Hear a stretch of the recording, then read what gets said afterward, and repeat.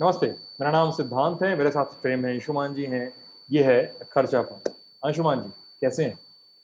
मैं बिल्कुल अच्छा हूँ सिद्धांत, आपका स्वागत है। आप यात्रा से वापस लौटे हैं और आपकी कई सारी खबरें हम लोगों ने देखी जो कोविड की तैयारियां और वैक्सीनेशन को लेकर ज़मीनी सच्चाई हमें बताती थी।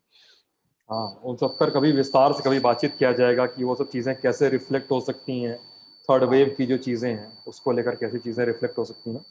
आज के खर्चा पानी में हम बातचीत शुरू करेंगे, उसके पहले ही हमारे पास बहुत सारे सजेशंस आ चुके हैं। दर्पण जिसके साथ आप लोग खर्चा पानी देख रहे होंगे इन दिनों, दर्पण और अंशुमान जी ने आज का खर्चा पानी रिकॉर्ड कर लिया। ये एक दो हफ्ते पहले हमारे और अंशुमान जी के साथ भी ऐसा ही हुआ था। चलो रिकॉर्ड कर लिया था, फिर लेकिन लगा कि यार ये खबरें भी हैं, इन खबरों को भी शामिल किया जाना चाहिए। तो हम फिर से शूट कर रहे हैं इसको आप सभी के लिए। तो दो चार चीजें हैं हमारे साथ आज खर्चा पानी में। एक अडानी का पूरा प्रकरण जिसको लेकर काफी हल्ला मचा हुआ है सोशल मीडिया पे। दूसरा प्रकरण है दूसरा दूसरा विषय है हमारा होलसेल का इन्फ्लेशन रेट आ चुका है, उस पर बातचीत करेंगे थोड़ी। भारत के विदेशी मुद्रा कोष को फॉरेक्स रिजर्व को लेकर थोड़ी बातचीत करेंगे। और चलते चलते सरकार ने अपने ही मंत्रालयों को एक सलाह दी है कि साहब मंदी है, थोड़ा सा हाथ बचा के चलना है। सबसे पहले अडानी वाला पूरा प्रकरण। खबर आई कि एनएसडीएल एनएसडीएल यानी नेशनल सिक्योरिटीज और डिपॉजिटर लिमिटेड, यानी वो कंपनी जो आपका हमारा पैन कार्ड बनाती है, वही अंशुमान जी ना? पैन वही कार्ड बना। कंपनी है और उसका उसका मुख्य काम स्टॉक मार्केट में जो आप शेयरों की खरीद फरोख्त करते हैं वो डीमैट फॉर्म में होती है, डीमैटलाइज फॉर्म में होती है। अब फिजिकली आपको शेयर सर्टिफिकेट्स नहीं मिलते हैं, वो उनके पास स्टोर रहते हैं और जैसे जैसे शेयर ट्रांसफर होते जाते हैं वो डीमैट फॉर्म में या वर्चुअल फॉर्म में शेयर ट्रांसफर होते हैं। ये वो डिपॉजिटरी है जो सरकार जो सारे रिकॉर्ड को वर्चुअल सिस्टम में स्टोर करती है, मैनेज करती है। हम्म। तो एनएसडीएल ने ही तीन एफपीआई खातों पर वो फ्रीज कर दिया है। वो खाते हैं एल्बोला इन्वेस्टमेंट फंड, क्रेस्टा फंड और एपीएमएस इन्वेस्टमेंट फंड। इन तीन खातों ने अडानी समूह में, अडानी पोर्ट्स लिमिटेड में 43,500 करोड़ के शेयर्स में इन्वेस्ट किया था। और फ्रीज किए जाने के बाद अडानी के शेयर एकदम जमीन पर आ गए, गिर गए, उनका दाम बड़ा गिर गया शेयर मार्केट में, बहुत हल्ला मचा हुआ है। तो अंशुमान जी, एनएसडीएल ने क्यों ऐसा किया? जाहिर सी बात है उन्होंने पहले वार्निंग दी ही होगी, फ्रीज करने के पहले आउट ऑफ द ब्लू तो कुछ फ्रीज करेंगे नहीं। ये सबके मामले, इस पूरे मामले में अडानी समूह का स्पष्टीकरण भी आया है कि इरनस रिपोर्ट है और मिलिशियस कैंपेन, तमाम चीजें उन्होंने कही हैं। एनएसडीएल ने क्यों किया, अडानी का नाम इसमें उछल रहा है, वो कितना सही कितना गलत है और तमाम चीजें। अंशुमान। सिद्धांत, खबर अनफोल्ड होती है 2-3 दिन के भीतर। दो अलग-अलग चैनल्स से इकोनॉमिक टाइम्स ने एक बड़ी स्टोरी की कि इन 3 फंड्स के इन्वेस्टमेंट अकाउंट्स या इनके शेयर अकाउंट्स जो एनएसडीएल के पास थे वो फ्रीज कर दिए गए। कारण ये बताया गया कि इन तीनों फंड्स ने मनी लॉन्ड्रिंग एक्ट के तहत कुछ सर्टेन जो इंफॉर्मेशन डिस्क्लोज करनी होती है हर इन्वेस्टर को, वो उन्होंने नहीं की है, जो जिसकी जिम्मेदारी एनएसडीएल की हर इन्वेस्टर से लेने की होती है। तीनों फंड मॉरिशस बेस्ड फंड है और एक बार जब वो अकाउंट फ्रीज हो जाता है एनएसडीएल में, तो उसका मतलब ये होता है कि ना तो वो शेयर आप खरीद सकते हैं और ना बेच सकते हैं। ये खबर आने के बाद बाजार में तहलका मचा, क्योंकि अडानी टॉप रैंकिंग शेयर है मार्केट का और आज उस गिरावट के बाद अडानी ग्रुप के शेयर्स लोअर सर्किट पर आ गए, मतलब सबसे नीचे लेवल पर आ गए। आ, ये कहा गया कि ये फैसला 31 मई के आसपास शायद हुआ था, जिस समय ये एनएसडीएल ने ये पाया था कि इन कंपनियों ने जो डिस्क्लोजर के नॉर्म्स हैं वो पूरे नहीं किए थे। पूरे दिन बाजार में अफरा तफरी मची रही तरह तरह से। शाम को अभी जब हम रिकॉर्ड कर रहे हैं करीब 3:50 के आसपास, ठीक 5-7 मिनट पहले, 10 मिनट पहले अडानी ग्रुप के का क्लेरिफिकेशन आया और पूरा दिन बाजार में इस क्लेरिफिकेशन का इंतजार होता रहा। तो अडानी समूह ने स्टॉक एक्सचेंज को बताया है कि नहीं, ये रिपोर्ट गलत है। उन्होंने कुछ डॉक्यूमेंट्स भी दिखाए हैं रजिस्ट्री से लेकर, जिनके हिसाब से ये अकाउंट फ्रीज नहीं किए गए हैं।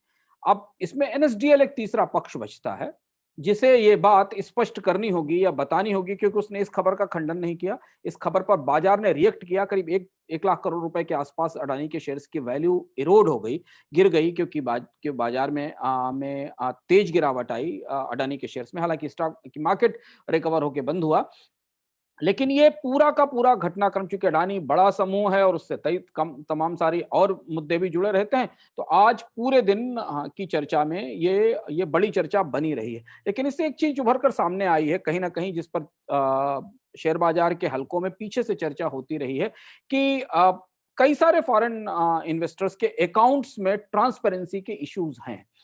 आज हम इसको फॉलो करते समय जब मुंबई में कई इंपॉर्टेंट ब्रोकर्स से, इन्वेस्टर्स से और मार्केट के को जो करीब से जांचते हैं, उनसे बात कर रहे थे, तो उन्होंने कहा कि हाँ, ये बात मानने वाली है कि कई सारे एफपीआई अकाउंट्स में ट्रांसपेरेंसी के इश्यूज हैं जो सामने उभर कर बार बार आते रहते हैं। इस पर अडानी समूह का स्पष्टीकरण जो है अंशुमान जी, वो कितना सही है, वो कितना फैक्चुअल है? अब एनएसडीएल को ये बात स्पष्ट करनी होगी। ये ओनस एनएसडीएल का है, क्योंकि एनएसडीएल ने इस खबर को कहीं से नकारा नहीं, जो खबर यहाँ छपी ईटी में, और इससे पहले 2 दिन पहले भी खबर चर्चा में थी, एक दो जगह और जगह आई थी। एनएसडीएल ने इस फ्रीजिंग को नकारा नहीं। इन्हें फ्रीजिंग से बाहर किया गया, इसके बारे में एनएसडीएल को स्पष्टीकरण देना होगा। और मुझे लगता है कि सेबी एज ए रेगुलेटर और स्टॉक एक्सचेंज को एज ए रेगुलेटर एनएसडीएल से सवाल पूछना चाहिए और उसे ये स्पष्ट करना चाहिए, क्योंकि ये शेयर बाजार में लोगों के निवेश का मामला है। लोगों ने जो निवेश किया है, उस निवेश की कीमत आज इस खबर के बाद तेजी से गिरी है, बहुत तेजी से गिरी, और उनको नुकसान हुआ है। तो मुझे लगता है कि स्टॉक एक्सचेंज और सेबी को इस पूरे मामले को गंभीरता से लेकर ये समझने की कोशिश करनी चाहिए कि आखिर क्या हुआ। उन इन्वेस्टर्स ने सच में पीएमएलए के नियमों का वायलेशन किया था? फ्रीज करने के बाद उन्हें क्या डीप फ्रीजिंग से बाहर लाया गया? ये सारी चीजों में एक पार्टी अभी बचती है जिसका स्पष्टीकरण हम इंतजार कर रहे हैं। हो सकता है वो शाम तक या कल तक उसका स्पष्टीकरण आए, या फिर स्टॉक एक्सचेंज और सेबी उनसे बात करें। अच्छा, इन सब में अंशुमान जी बार बार सोशल मीडिया पे सुचेता दलाल ट्रेंड हो रही है, क्यों हाँ, ट्रेंड हो रही? हाँ, देखिए, सुचिता दलाल शेयर बाजार से जुड़े हुए मामलों को और उससे जुड़े हुए पुराने मामलों को, स्कैम्स को कवर करती रही हैं, और इसलिए स्वाभाविक सी बात यह है कि बाजार को करीब से नजर रखने वाले लोग जो करीब से देख रहे हैं उनमें उनका नाम है। और बाजार में इस तेजी को लेकर बहुत सारे लोगों को लगता है कि जैसे हम बाजार में तेजी पर सवाल उठाते हैं या क्रिप्टो पे सवाल उठाते हैं, तो बहुत सारे लोगों को लगता है कि हम कुछ ऐसी बात कह रहे हैं जो हमें नहीं कहनी चाहिए। पर शेयर बाजार में तेजी की वास्तविकता को लेकर बहुत सारे लोग सवाल उठा रहे हैं। बहुत सारे लोग इसको बबल कह रहे हैं। आरबीआई खुद इसको बबल कह रहा है कि ये बबल है। तो बहुत सारे लोग और दुनिया भर में स्टॉक मार्केट के जो विजिलेंटेज हैं, जो इन्वेस्टमेंट के विजिलेंटेज हैं, जो बॉन्ड मार्केट पे करीब से नजर रखने वाले लोग हैं, वो हमेशा सिद्धांत ये करते हैं, वो समझने की कोशिश करते हैं कि बाजार की तेजी फंडामेंटली मजबूत है कि नहीं। पैसा बन जाना उतना महत्वपूर्ण नहीं है जितना कि लोगों का पैसा डूब जाना है किसी गफलत के कारण। और शेयर बाजारों में ऐसे मौकों पर, जबकि रियल इकोनॉमी गड्ढे में हो और कॉर्पोरेट इकोनॉमी ग्रो कर रही हो, तो किसी भी तरीके की गतिविधि घटनाक्रम से बाजारों में घबराहट, पैनिक होता है। तो चूंकि बाजार एज पर बैठा हुआ है, यह हमें समझना जरूरी है। शेयर बाजार का जो ओवरऑल पिक्चर है वो एज पर बैठा हुआ बाजार है। बाजार को मैक्रो इकोनॉमी से, फंडामेंटल इकोनॉमी से तो कोई मदद नहीं मिल रही है, कोई इस तरीके की सूचनाएं नहीं आ रही है कि नहीं साहब इकोनॉमी रिकवर कर रही है। तो ये जो सारी की सारी ग्रोथ है कारपोरेट फंडामेंटल्स के जरिए, कारपोरेट परफॉर्मेंस के जरिए, और जो पैसा लिक्विडिटी के जरिए आ रहा है। और इसलिए कोई भी छोटी सी निगेटिव घटनाक्रम आता है, जो बाजार को करीब से समझते हैं उन्हें पता है कि बाजार में छोटी सी खबर भी, छोटी सी भी न्यूज अगर पॉजिटिव या नेगेटिव साइड में हो तो बाजार में तेज रिएक्शन करती। और वही आज हमने देखा, क्योंकि अडानी टॉप लीडिंग स्टॉक था, तो इसलिए उसके शेयरों में तेज गिरावट आई। अब जिम्मेदारी रेगुलेटर्स की है, दोनों रेगुलेटर्स की है, एक्सचेंज रेगुलेटर की भी और सेबी की भी, कि वो ये स्पष्ट करके बताए कि आखिर हुआ क्या था। अच्छा अंशुमान जी, इसमें सुचेता दलाल का एक ट्वीट है जिसको मैं कोट करना चाहूंगा, जिस पर काफी चर्चा हो रही है। उन्होंने, पता नहीं वो थोड़ी क्रिप्टिक लैंग्वेज है, लेकिन उन्होंने कहा है कि another scandal hard to prove outside the black box of information available with SEBI tracking system is the return of an operator of the past who is relentlessly rigging prices of one group, all through foreign entities. His specialty and that of a former finance minister. Nothing changes. और काफी cryptic tweet है, इसको कई सारी media report है, और मुझे कहना मुश्किल है कि उनका इशारा किस तरफ है। और मैं करीब से शेयर बाजार को देखता और फॉलो करता रहा हूं और जानता रहा हूं। उन्होंने शेयर बाजार इस ट्वीट के नीचे सुब्रमण्यम स्वामी को टैग किया है इसके रिप्लाई में। हाँ शेयर बाजार पॉलिटिकल बाजार से ज्यादा खबरों से भरपूर होता है हमेशा। मतलब आपको दिल्ली के राजनीतिक गलियारों में जितनी खबरें होंगी वो आपको बहुत ऑब्वियस खबरें दिखाई देंगी, पर किसी भी शेयर बाजार में अंदर जाते समय आपको बहुत सारी स्टोरीज मूव करती दिखाई देती हैं और उनमें बहुत सारे घटनाक्रम पेचदार होते हैं।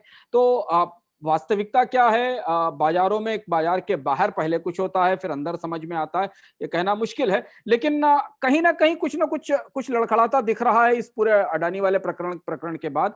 और बहुत सारे लोग, मैं तो आप स्पेकुलेशन पे जाने दीजिए। आप तो भारत के केंद्रीय बैंक को उठाकर देखिए, पिछले 1 साल में 4 बार वो कह चुका है कि शेयर बाजार में ये तेजी वास्तविक नहीं है। वो केवल स्कैम कहते कहते रह गया है। बबल तो उसने कही दिया है कि ये बबल है। तो ये समझना जरूरी है कि बहुत सारे रेगुलेटर्स इस बात को लेकर असहज हैं, वास्तविकता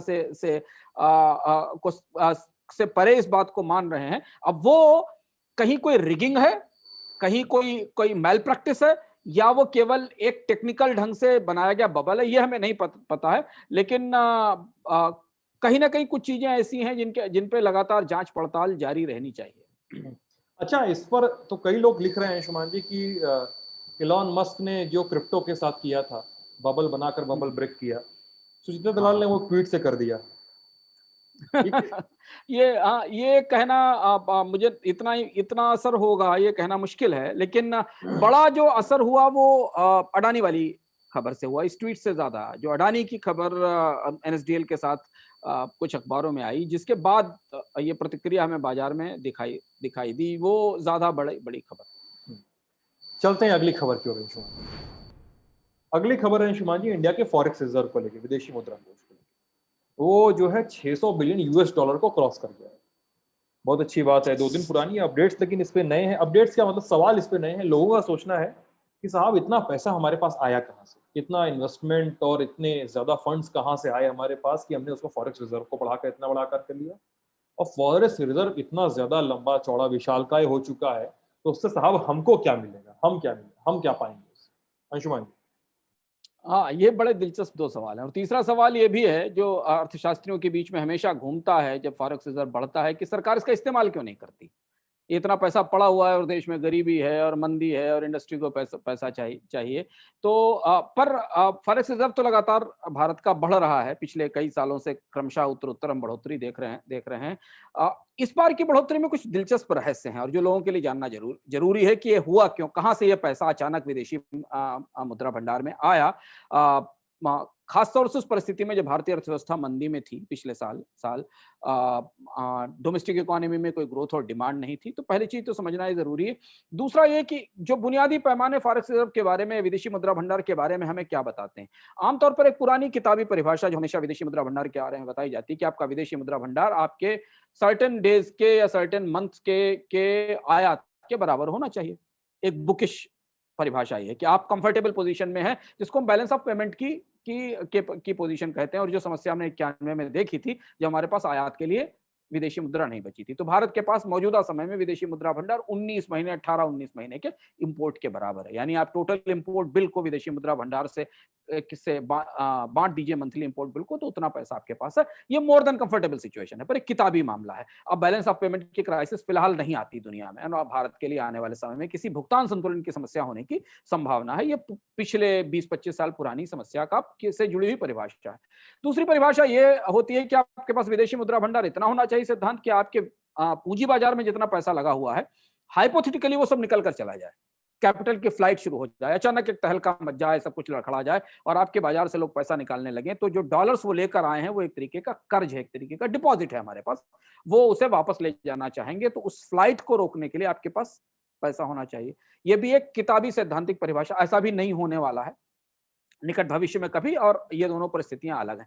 इसके बाद फिर तब लोग एक दूसरा सवाल उठता है कि इतने बड़े विदेशी मुद्रा भंडार का और क्या लाभ है, क्या इसे रखना फायदेमंद है, या इसकी अपनी लागत भी है इसे मेंटेन करने की, और इसकी कॉस्ट कौन उठा रहा है। अब यहाँ वो दिलचस्प चीज समझना जरूरी है कि भारत का विदेशी मुद्रा भंडार आया कहां से। भारत के विदेशी मुद्रा भंडार में इस बढ़ोतरी में एक हिस्सा स्वाभाविक तौर पर शेयर बाजार में आई हुई पूंजी का है। जो पूंजी निवेश शेयर बाजार में पिछले साल में हुआ, मंदी के दौरान भी जो शेयर बाजार में बढ़ोतरी आई, क्योंकि अंतर्राष्ट्रीय बाजार में ब्याज दरें 0%, 1% के आसपास थी, विदेशी निवेशकों ने भारतीय बाजार में बेटर यील्ड, बेटर रिटर्न के कारण निवेश किया।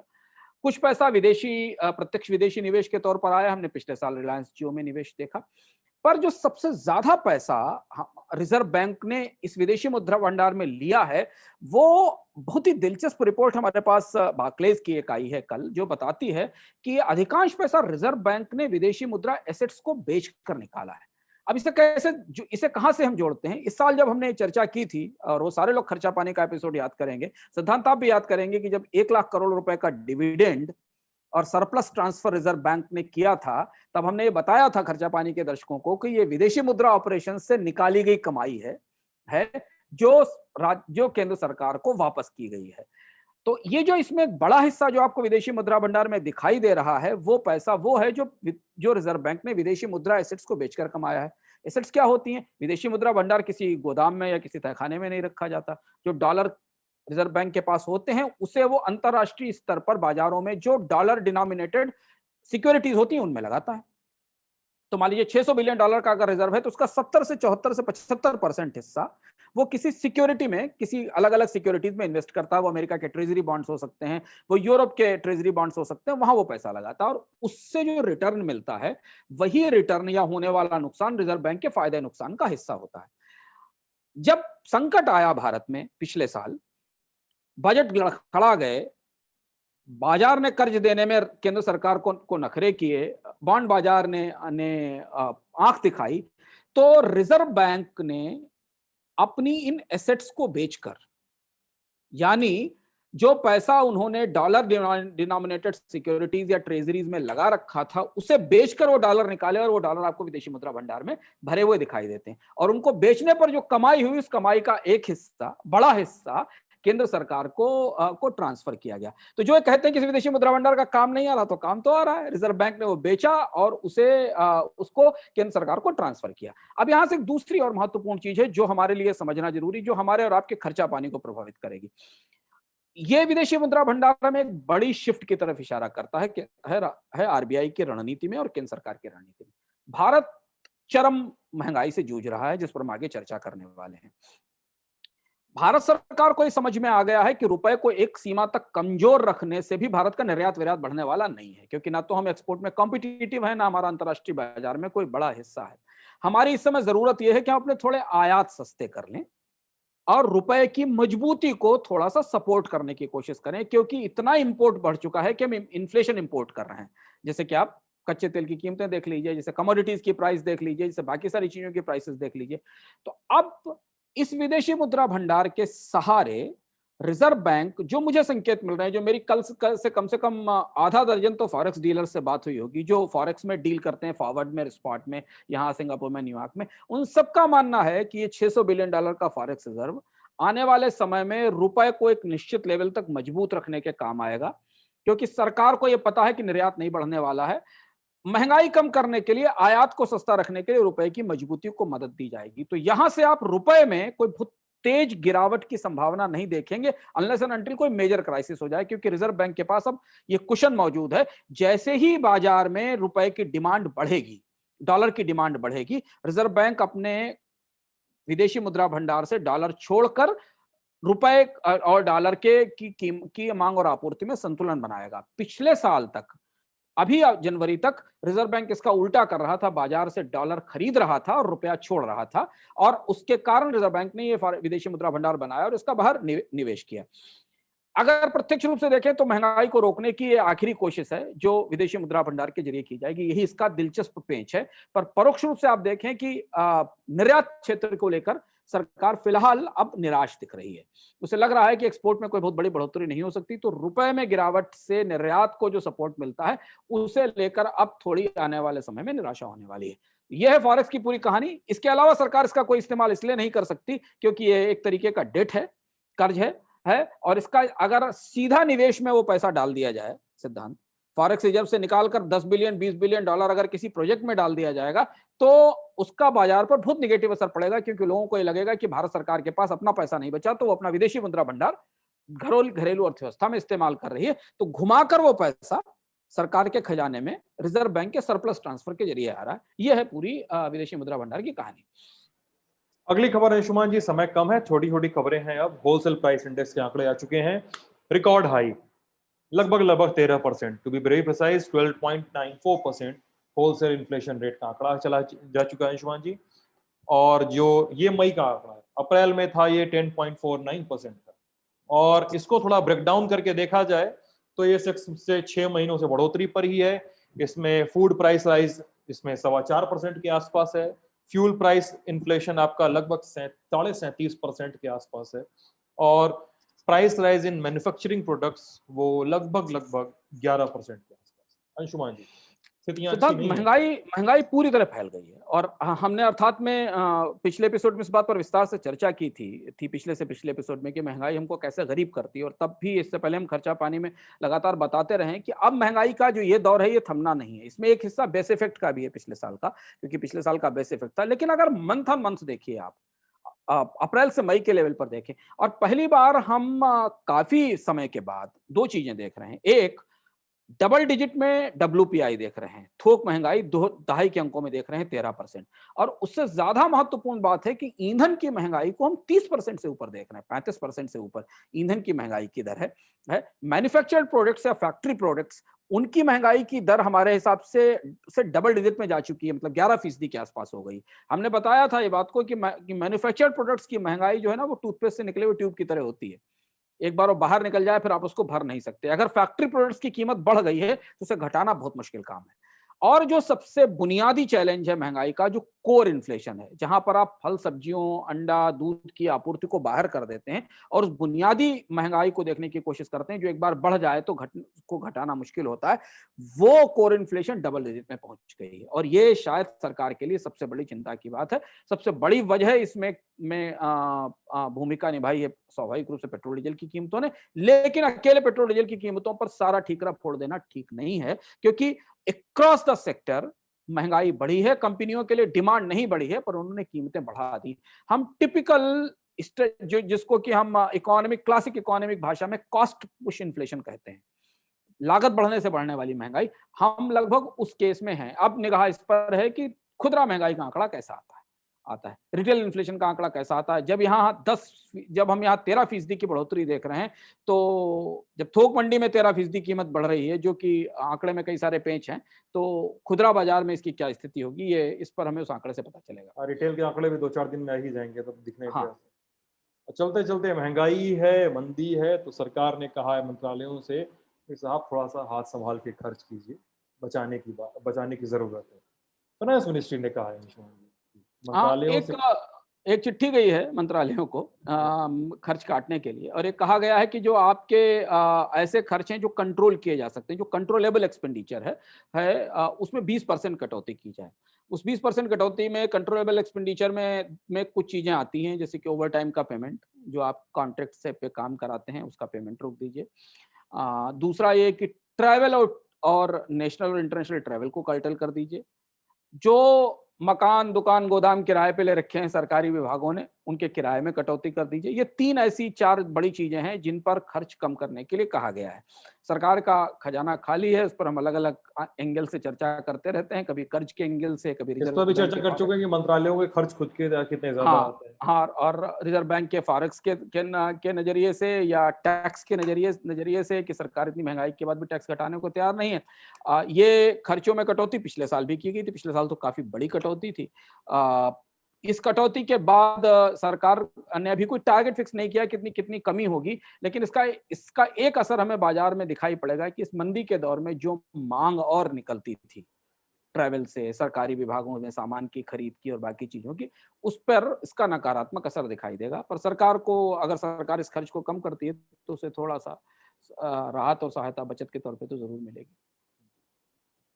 तो ये था हमारा आज का खर्चा पानी। आपको कैसा लगा हमें जरूर बताइएगा वीडियो के कमेंट सेक्शन में। कोई सवाल हो, कोई सुझाव हो, कोई शिकायत हो, लिख भेजिए, हम उस पर भी बातचीत करने की कोशिश करेंगे। आप चाहते हैं कोई टॉपिक पर हम अगले एपिसोड में चर्चा करें तो उसको ट्विटर पे भेज दीजिए, हमें इनबॉक्स में भेज दीजिए। आप जानते हैं कि आप भेज ही देते हैं। आप लोग अपना ख्याल रखिएगा। बहुत बहुत शुक्रिया।